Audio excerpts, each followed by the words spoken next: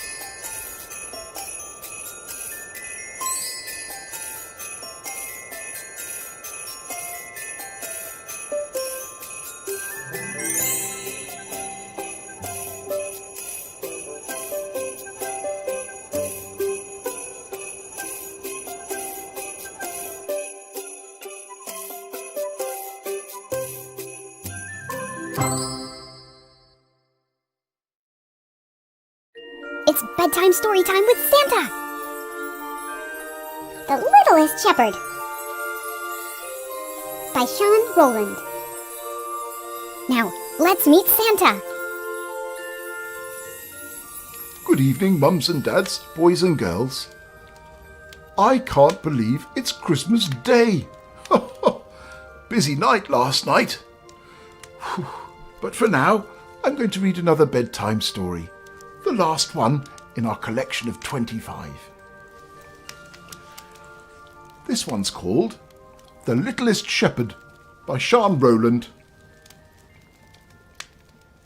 It's not fair, said Alina, throwing her bag on the table. Why can't I be an angel? Imagine if everyone was an angel in the nativity play, said Mum, handing Alina's bag back to her.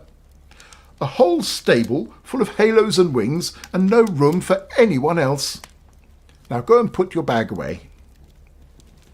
Alina stomped upstairs. It just wasn't fair. Shepherds had to wear boring old dressing gown costumes and stupid tea towels on their heads. Alina wanted to wear tinsel in her hair and say, Hallelujah! Next day in rehearsal, things just got worse. The other shepherds were all taller than her, and she was squashed at the back. Miss James explained that the shepherds had to look afraid. Like this, she said, holding her hands to her cheeks and opening her eyes wide. Alina thought it looked ridiculous and wouldn't even try. Her eyes felt all hot and her tummy felt a bit sick. She folded her arms and pretended not to notice her teacher's disappointed face. The sick feeling in Alina's tummy wouldn't go away, and on the walk home she said, Do I have to go to school tomorrow, Mummy? Her mum looked closely at her, like she was looking inside Alina's head, and smiled. I've got something for you that might just help you change your mind. When they got home, Mum pulled out a plastic bag. Ta-da, she said, and watched as Alina opened it. Could it be? Was it an angel costume after all? But instead of soft white material and a sparkling halo, Alina pulled out a shapeless robe with stripes on it and a piece of rope. She tried not to look disappointed as the sick feeling grew stronger. I asked my friend from work to make it for you, said Mum, looking excited. Alina swallowed her disappointment and tried to make her face smile as Mum chattered on. And there's a matching headdress that you can wear your summer sandals. You'll be the best-dressed little shepherd at the school nativity play. Alina's ears felt like they were full of buzzing bees. She knew she was about to cry, and that would make her mum so sad. Go on then, her mum was saying. There's something else in the bag. Alina frowned and thrust her hand to the bottom of the bag.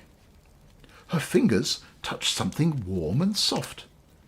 She grasped the item and pulled it out of the bag.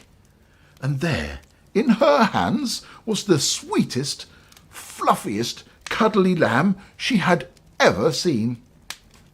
It had soft, floppy ears and woolly body and velvety feet. But the best thing was its face.